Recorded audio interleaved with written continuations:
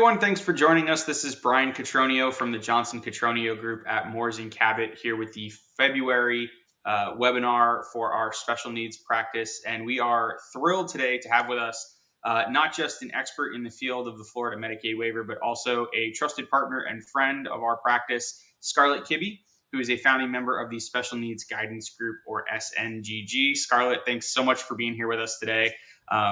We have gotten so much interest in this, and I don't think that's for me. I think it's mostly all geared towards you. So we really appreciate you spending a little bit of time with us today to go over probably some of the most impactful and important information that a special needs parent could possibly have.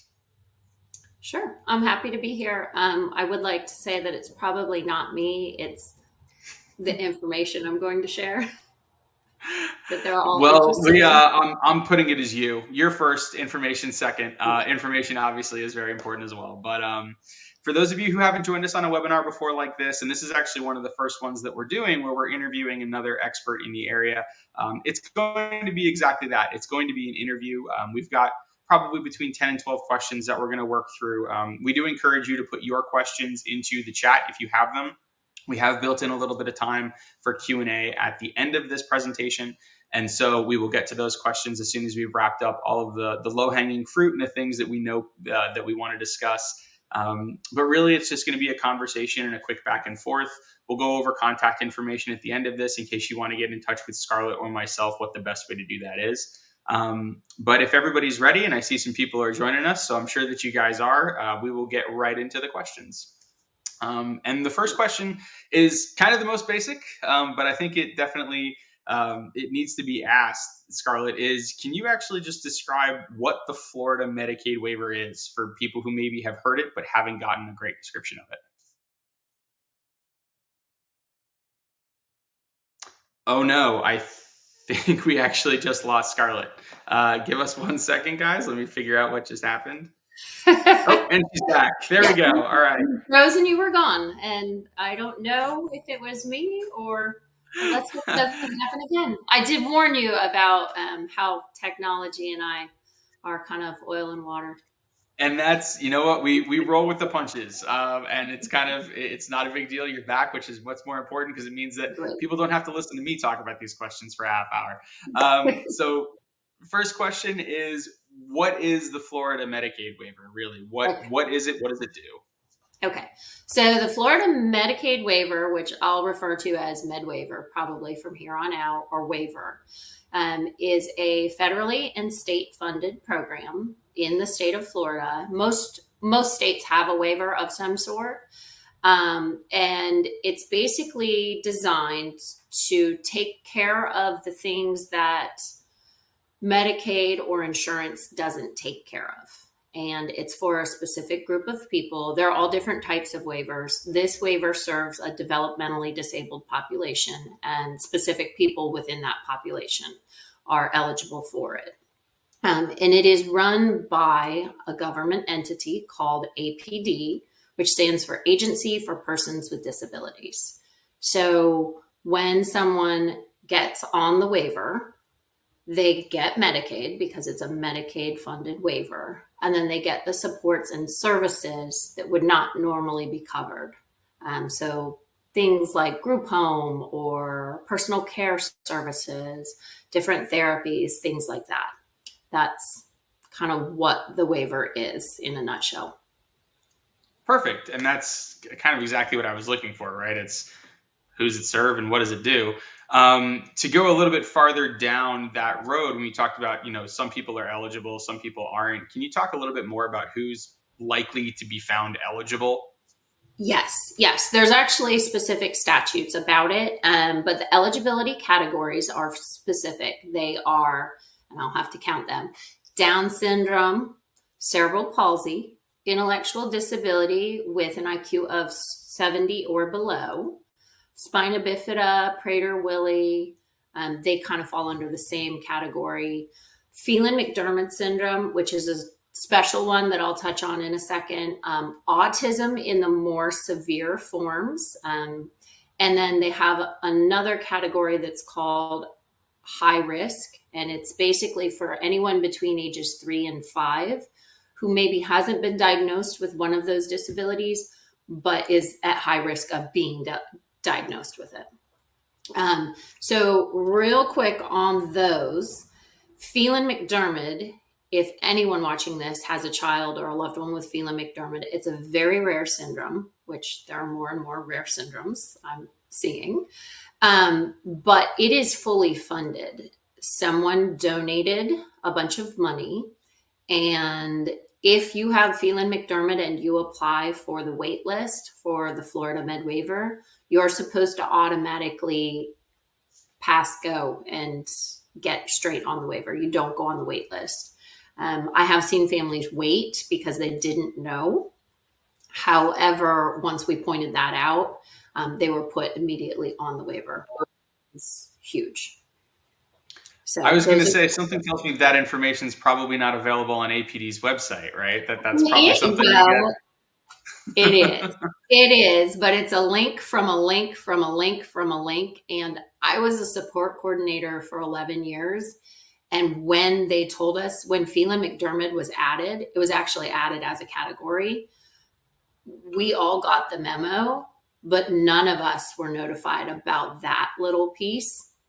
Just that it was a new, and it was huge for it to be announced as a new category. They hadn't put a new category on there probably since autism, which had been, 15 years before then, 20. So yeah, it is a really big deal. And I actually know a couple of people who have been placed on it because of that diagnosis, and it's a game changer. So. All right, so we're going to cover this a little bit more in depth in a couple questions, but for anybody who's watching who wonders why you would want to use Scarlett or somebody else in her position, there's the first reason why. But to back up from that, because I don't want to steal too much thunder. So we've already mentioned wait lists. We've already kind of briefly touched on applications. Can you kind of walk through what the application process looks like? Because I have a feeling most of the parents and guardians who are watching this, they might have read something about a wait list. They might have seen or even attempted the application themselves. But from your professional perspective, can you just give us an overview of the application process? Yeah, absolutely. So what I will say is most parents that I end up working with have never even heard of the waiver. Like it's not even in their vocabulary. So they've never heard of it, or they've heard of it, but they assume that it is similar to Social Security or any other program and that it's income based. And as most of you parents who are watching know, pretty much everything until your kid turns 18 is based on the parental income. And if it's income based and you work anything above minimum wage, you're not eligible. You have to be at poverty level basically to be eligible for any of those things. So that's the biggest thing with waiver is it's not income based. No matter what anyone tells you, it is not income based. So everyone who even thinks they might be eligible should apply. Which leads us to that application process. The first thing that someone would do is they would access the application itself. It's only 4 pages. It's not that intensive. It's basic information. Some of the wording they use is a little misleading and confusing. That's where parents usually kind of hit that first roadblock. There's also a release form that goes with it. The big thing is submitting the diagnostics, because each category you have to prove that your child has that disability. And so the diagnostics are different for each of those. There's a list with specific paperwork for some of those. But I will say the list for autism and intellectual disability is not as extensive as it should be. And when in doubt, parents should just send everything. I mean, from therapy records to IEPs, and you go all the way back from the original diagnosis. These days, the more you send, the better, the more likely it is that you'll be determined eligible and placed on that waiting list. And then there are other basics that you send as well. You send your Social Security, birth certificate, proof of residency, things like that. And also don't ever send any originals and don't send anything by mail. Always keep scan and email everything. You always want a paper trail. Certified mail is not really a paper trail these days. Someone can just say they lost it. So that's the application piece of it, which is usually these days, it's the most extensive, and probably for parents, the one that they don't see the need for. So they just kind of give up. I mean, it's the first gatekeeper, right, to getting access to that is who's actually willing to go through the pain of doing the application. So doesn't shock me to hear that it's arduous. But speaking of arduous, you guys mentioned on your website, and for those who haven't ever been to Scarlett's website, sngg.org, it's an awesome resource. Strongly recommend everybody after this visit it. But you mentioned on your website that getting waiver services is like winning the lottery. Which, in financial advisory services, we tell people don't ever plan on winning the lottery, right? It's a terrible retirement strategy. Right. But what makes Medwaiver so difficult to obtain, right? What is it about it that is just so hard? I mean, if you want to go to the root cause, money, government and politicians and money is what it comes down to. It's not a fully funded. Some states have fully funded waivers. So there's absolutely no waiting list. You apply and you go on that waiver and you receive services. But in this state, our people with disabilities are not a priority. I'm not even going to get into the semantics of it because obviously there's a lot more to it than I would ever know. But it boils down to it's not a fully funded program, which is why we have the waiting list. And the waiting list, depending on who you talk to, and it's advertised on APD's website. It's I think it's at 25,000 people now. They're also not calling it the waiting list. They're calling it the pre-enrollment list, which I don't really agree with, but kudos to whoever at APD came up with that because it sounds a lot better than the waiting list. Either way, it's the same list and it's to wait. But parents really think that it could be 10 years or 20 years or 3 years and so they think, well, why bother? Why, if we're going to do all this paperwork, fight all of this, and then just sit on a waiting list for how long, then what's the point? But that waiting list is interesting because for one thing, there's no magic number. If you don't get a number and then you slowly move up the line, you don't hit the 5-year mark and they call you and say, hey, do you want to be on it? There's really nothing like that. It's just kind of a holding room. And until someone hits either a crisis and then reaches out to APD and fights for the place on the waiver, or they get what I like to call the lottery letter, they're not getting on. So, and the lottery letter, our reference is, I actually had shared that with Carrie. Every few years, APD gets extra funding and they get extra scrutiny about that waiting list. And so they send out those lottery letters and they're fairly random. Over the years, I've seen the letters go out probably 4 times in the last 16 years. And I don't know exact numbers. I would say anywhere between probably 1 and 2,000 people in the state will get those letters when that happens. And they just get a letter saying, would you like to be on the waiver? We have an opening. And it's, I mean, if you're getting a letter and you're one of those 23 to 25,000 people and you're getting a letter for a spot on the waiver, I call them lottery letters because they seem to be pretty randomly generated. They're not sent out to someone in a specific category of the wait list. And I mean, and they're amazing. They can change lives just like the lottery. So that's where that reference comes from. I've had many families over the years call me and say, I got this letter. I'm like, you should probably, okay, call them and say yes, and then go play the lottery because that letter might actually bring more to your family and do more good than winning the lottery.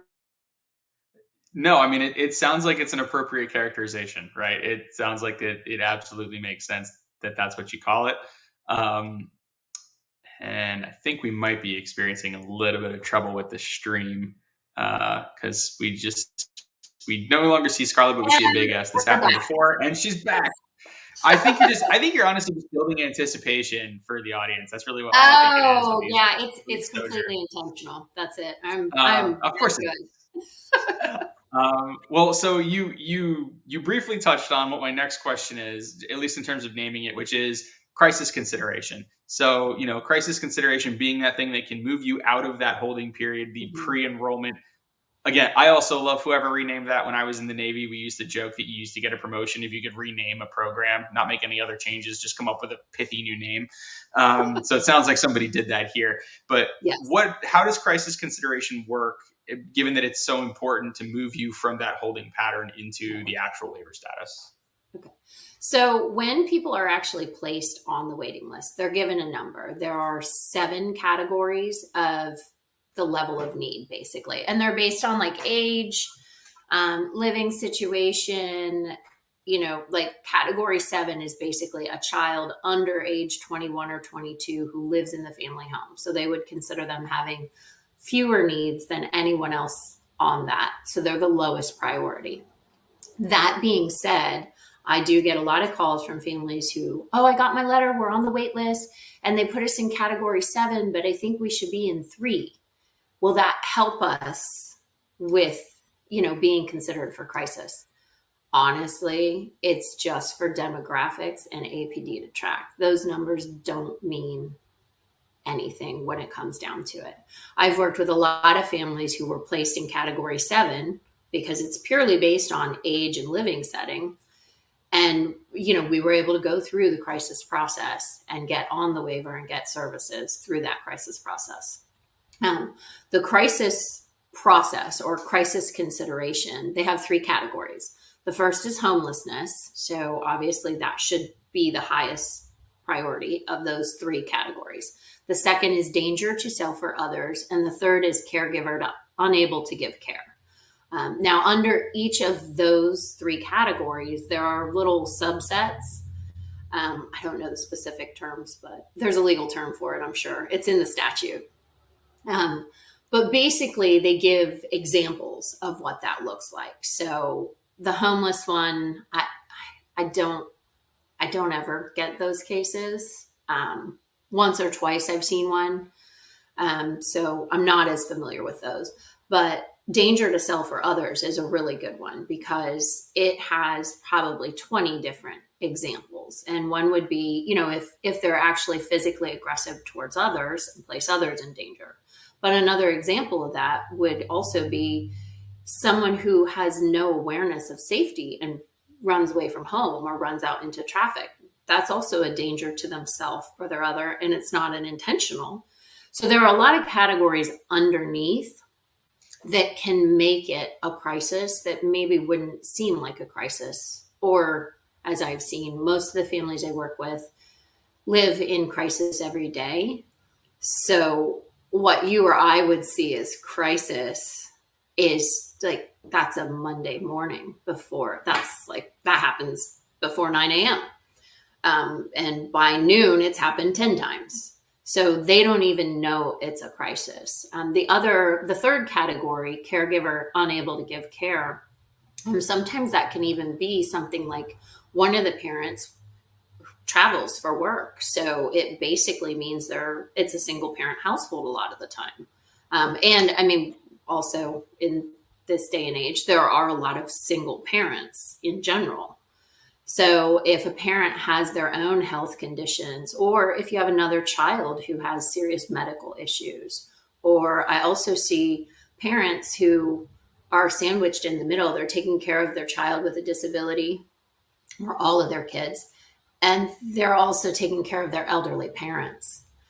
Those are all things that would make it a crisis and at least would potentially get the case reviewed in each APD office. The actual crisis process is pretty lengthy, and it's a little different from region to region. I will say that. I think the state office has been tasked with creating some uniformity. So I'm hoping that there will be a uniform process across every region, maybe within the next year. So that would make things a lot easier for parents. And that's really great information, because I think there are some parents who would rightly say, yes, my situation would categorize for crisis consideration, but you'd likely have others who would say elopement doesn't fit a definition of crisis, right? But what you just said in terms of, running out the front door into traffic, that absolutely should qualify. I mean, we've worked with families where, the primary caregivers are grandparents who are approaching 70 years old for toddler age individuals. That dynamic is hard enough in neurotypical developmental households, let alone, ones where you're dealing with other behaviors or other diagnoses. So I think that's another reason why talking to somebody who's an expert and not just kind of using your own interpretation is really important, because the state's definition of crisis is going to be different than our definition of crisis as parents or caregivers, or in some cases even professionals. Yes. And I will say that the state's definition can vary from phone call to phone call. So a word to all parents, know the statutes. I think Carrie is, I do have to give a ton of credit to my partner, Carrie. She's been great about putting everything we can on the website for parents to have that information and access it and be educated themselves. I think that's the most important thing to me, is really educating parents so they know what they're fighting for and why. And, the more you know, the more you can do. So, know the statutes. Yeah, I mean, yes. We tell this to clients of all walks with all different scenarios. Right? Know the rules that are governing your situation, right? As best you can. Nobody expects you to become a lawyer, but reading them over, having a good understanding is pretty fundamental to getting anything done in this space. Let's shift gears a little bit. We haven't had a natural segue to this, but I know this is probably one of the most important things that you do for clients. Can you talk about the CDC Plus program, what it is, how it functions, and then the flexibility that it provides families? Yes. So actually the CDC Plus program, it's probably my favorite part of waiver. And just to let everyone know, it's once you're on the waiver. So you've applied, you've done your stint on the wait list, you've gone through crisis, or you got your lottery letter and you're now on the waiver. CDC Plus is kind of a subsidiary waiver within the waiver, and it stands for Consumer Directed Care. Consumer, because that was the term for clients, that changes. It's patient, client, individual. It depends. So consumer was the it word back then. And it basically puts the parents in charge of the funding. So it allows you to take that annual budget that you'll get with APD, and instead of using a waiver provider and, they only get paid X amount, so they can only pay their employees X amount, it allows you to basically hire your own employees. It takes that annual budget. It takes a percentage off of it. So you give up 8%, and then 4% goes to pay APD staff for the admin part.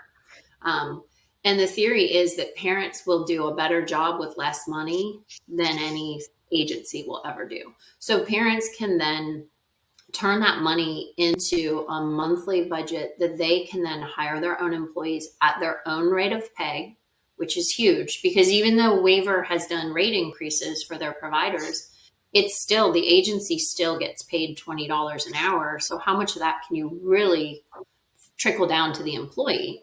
And we're talking about people who are working directly with your kids. My kids are old enough, I haven't needed babysitters in a while, but even 8 years ago, I didn't go out. Let's just say that. My kids are young enough to still need babysitters, and we don't go out hardly ever because of the cost of care. It's a second mortgage. I mean, childcare is extremely expensive. And then when you're talking about a child with special needs, like you're taking it to another level, of course you're going to be paying more. So CDC Plus allows parents to pay a really great wage to those employees. But the downside of CDC Plus is the parent, or whoever the representative is, the person who does the paperwork, they're in charge of background screening, payroll. I mean, they're in charge of all the bookkeeping. I still feel it's a great trade-off, but CDC Plus program, it has its pros, which in my opinion, far outweigh the cons. But the cons are that it's pretty labor intensive. You have to have someone who's organized, who's somewhat computer savvy, or at least can open emails, encrypted emails, I might add. And go on the portal and do the billing and stay on top of things. So while it is an amazing program, and it basically turns that money into household income, or it replaces so in a lot of cases, I have parents who become one of the paid caregivers. And so then they're paid for some of the hours they're with their children and providing that care. Then it comes in as household income. It's income tax exempt for parents whose children live with them on the federal and state level. And then it's a paycheck. So they can turn around and pay for those things that still aren't covered by Medicaid or Medwaiver. CDC Plus is amazing. It is really, really, really a game changer for everyone who uses it. I mean, I can't say enough. Being able to control where the dollars go, how many dollars go where, right? Being able to pick your own providers. It's a level of freedom, I think, that most parents probably aren't used to. And I forgot to add, the other thing is, it's like rollover minutes. So with waiver, your funding restarts every fiscal year. So come June 30th, if you didn't use all of your respite hours or whatever, they're gone. You don't get to bank them. Not the same with CDC Plus. You bank them. And I will say that the state always has the option to recoup those funds every June 30th. If you have extra money that's rolled from another year or, through the months. I never recommend families have much in there, but they've only recouped it once in the history of that program. I am knocking on wood as we speak, because I remember when they did, and I was a coordinator. We're hitting that point. We've got enough people here. I think we're stressing out some of our internet connections, which is a good thing. I'm glad as many people are getting this information as possible. I'm sure Scarlett's going to rejoin us in a second, as she has previously. And I'm back. And she's back again. It's just that building of tension. No, I mean, so CDC Plus sounds like what most parents would want to have, right, in most circumstances, which is control, flexibility. Not just in terms of where the money goes and that kind of stuff, but as you said, right, you're not running into this. I have to spend all my hours. I have to spend all my money by this drop dead date, whether I need to or not. Right, I have a little bit more of an open-ended time frame on that. What does the app? So I know you mentioned that in order to qualify for CDC Plus, you have to already be, submitted into the waiver.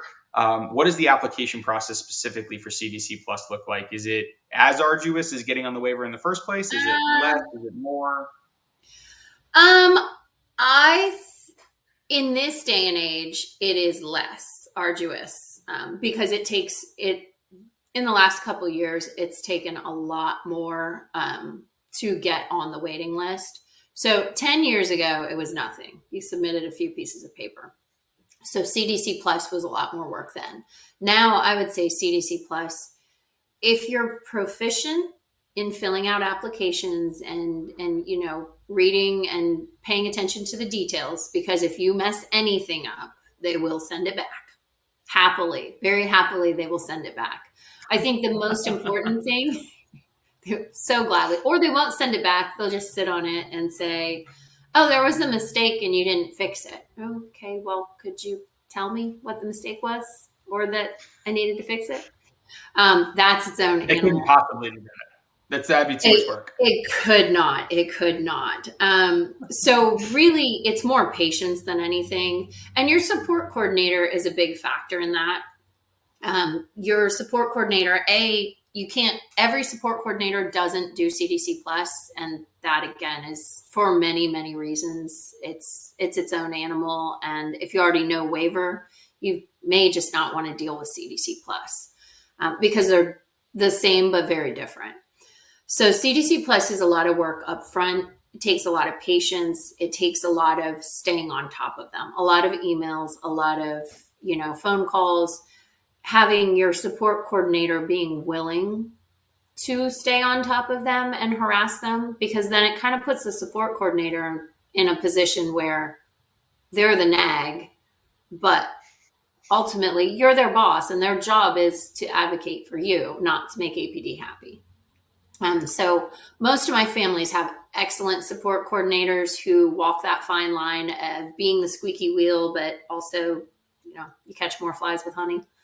So yeah, your coordinator is the gatekeeper to these things.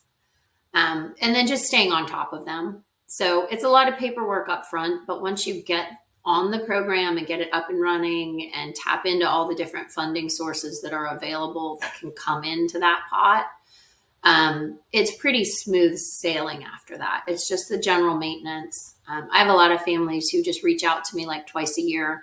I go over their budget, make sure nothing's at risk of being taken. They're using it all. They're keeping their books. And then, they're pretty self-sufficient. So, I mean, it kind of sounds like the top of the pyramid in terms of what most families should be striving for in this endeavor, right? As you're building up all of your different options, I would say this one is the capstone. We've kind of reached that 30-minute point where we've discussed all the questions that we had, kind of prearranged, make sure that we gave everybody a good understanding. There are already some questions in the chat, which we can go ahead and address. Thank you, Michelle, for putting those in. As a reminder, anybody else who's watching, if you do have a question you'd like Scarlett or myself, probably more likely Scarlett, to answer, please go ahead and throw it in the chat. We'll address them as they come in. The first one I can answer, how long is the waiver waitlist now? We actually have an article right now that's going through approval processes where I had to look it up yesterday. The official number, to the extent there is one, is about 7 years. But as Scarlett mentioned, it is not a linear process. It goes in a single file line. There's a lot of different things that can complicate that. So 7 years notionally, but I'm sure there's a lot of flexibility there as far as APD is concerned. Mm-hmm. Let's see. Other states call CDC something similar, self-determination. What is the difference? Scarlett, you're definitely the person to opine on that one. The difference is just how they manage it. I do know, I'm familiar with a couple other states and some of the very specific things on their programs. Once upon a time, so I'm from Pennsylvania, and anyone who's been on the website, you can see kind of my background. I have an uncle, actually my only uncle, excuse me, pollen, who is on the waiver in Pennsylvania. I don't miss Pennsylvania, but sometimes with the pollen I do. But anyway, they have a fully funded waiver. And I've always thought, Pennsylvania does a great job. Well, in looking at my uncle's funding, he has a lot of money, but about 50% of it actually goes to direct service workers and benefits my uncle. The rest of it goes to, I don't even know what.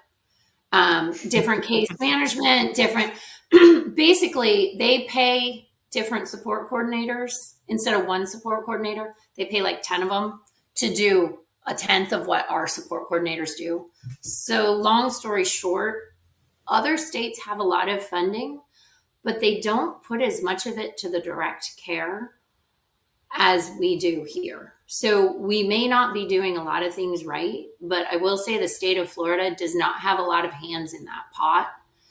The pot of money is not as big and it's not going as far. Well, it is going as far. It goes a lot further for the direct care.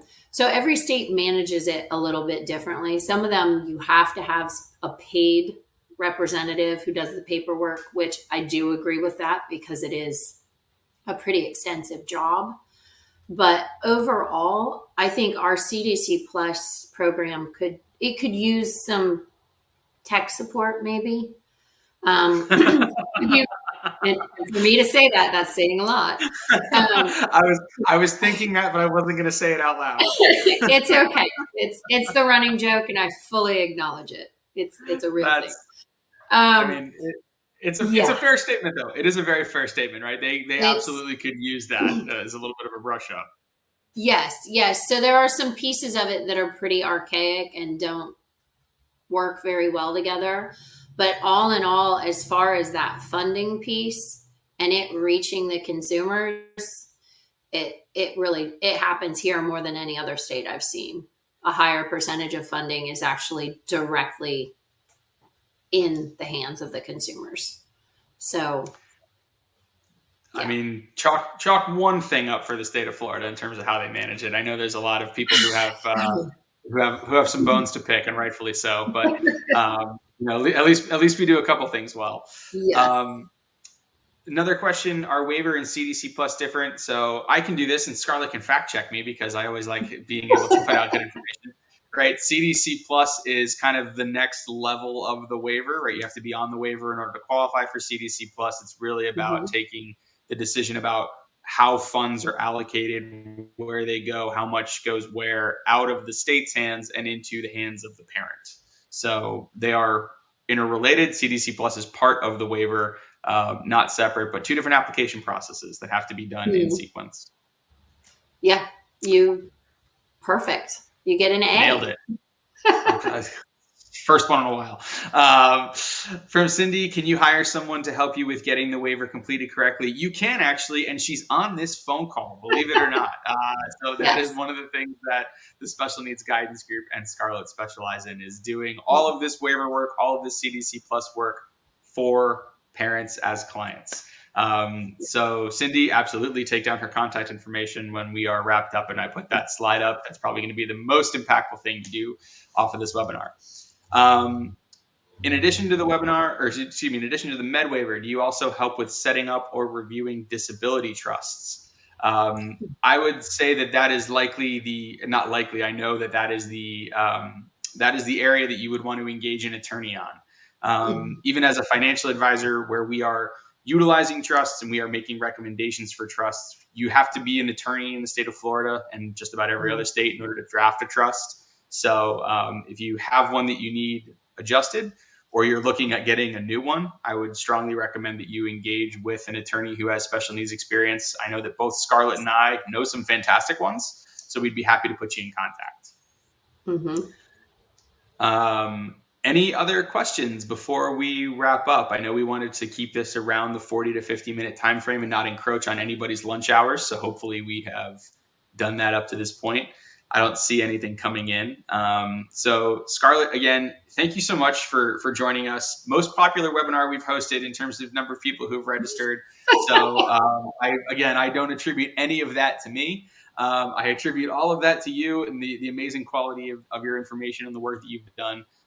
Again, I'm going to put the contact information up, but please visit Scarlett's website, sngg.org, Special Needs Guidance Group.